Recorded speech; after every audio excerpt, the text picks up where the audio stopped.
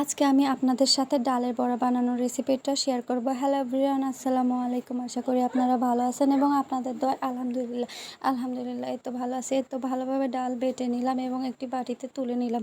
তুলে নেওয়ার শেষে মরিচ আবার থেতো দিতে হবে। মরিচ থেতো করব এবং মরিচ থেতো করার শেষে আবার কিছুটা পরিমাণে রসুন থেতো করব এবং রসুন আর মরিচ মাস্ট বি এই বড়ার জন্য, ডালের বড়ার জন্য দিতে হয় থেতো করে, আদা খসড়া যাকে বলে। আর পেঁয়াজ কুচি করে রেখেছিলাম, পেঁয়াজ কুচিও ডালের ভিতর দিয়ে দিলাম এবং হলুদ 1 চা চামচ, আবার মরিচ 1 চা চামচ দিয়ে ভালোভাবে মাখিয়ে নেব।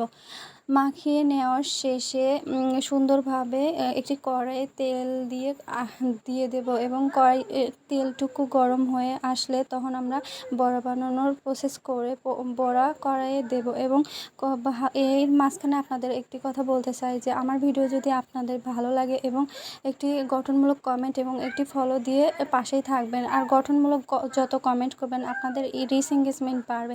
আর একটি কমেন্টের মাধ্যমে কিন্তু রিচ এঙ্গেজমেন্ট এবং ফলো বাড়ে, তাই আপনারা বেশি বেশি ফলোয়ার আর এঙ্গেজমেন্ট বাড়াতে চাইলে কমেন্ট করবেন। আর এই তো আমার ডালের বড়া প্রায় শেষের দিকে। এই মুচমুচে এই ডালের বড়া খেতে অনেক মজা লাগে এবং এই বড়া ভাতের সাথেও খেতে অনেক মজা, আবার এমনি খেতেও অনেক মজা লাগে। আল্লাহ হাফেজ।